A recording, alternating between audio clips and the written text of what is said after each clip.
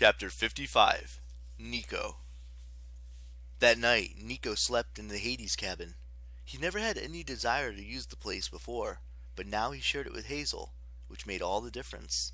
It made him happy to live with a sister again, even if it was only for a few days, and even if Hazel insisted on partitioning her side of the room with sheets for privacy, so it looked like a quarantine zone. Just before curfew, Frank came to visit and spent a few minutes talking with Hazel in hushed tones. Nico tried to ignore him. He stretched out on his bunk, which resembled a coffin. A polished mahogany frame, brass railings, blood-red velvet pillows and blankets. Nico hadn't been present when they built this cabin. He definitely had not suggested these bunks. Apparently someone thought the children of Hades were vampires, not demigods. Finally, Frank knocked on the wall next to Nico's bed. Nico looked over. Zhang stood so tall now. He seemed so Roman. "Hey," Frank said.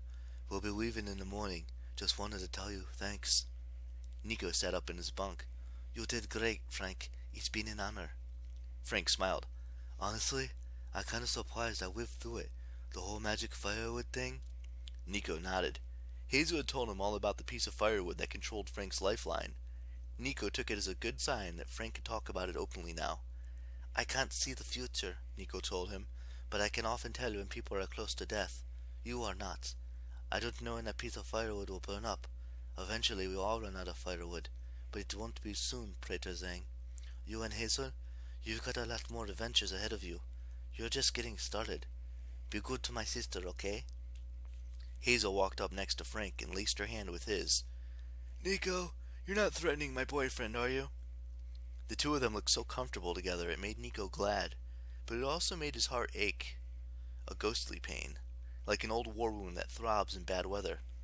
"No need for threats," Nico said.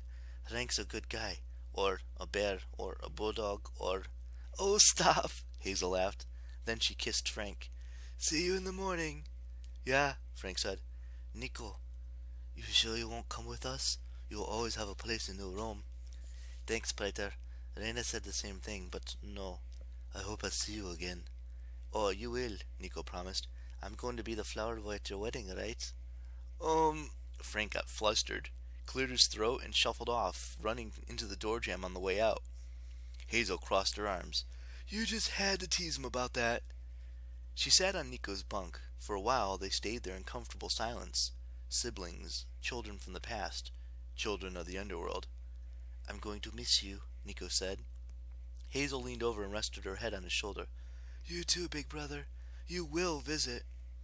He tapped on the new officer's badge that gleamed on her shirt. "Centurion of the 5th cohort now. Congratulations. Are there rules against centaurs dating praetors?" "Shh," Hazel said.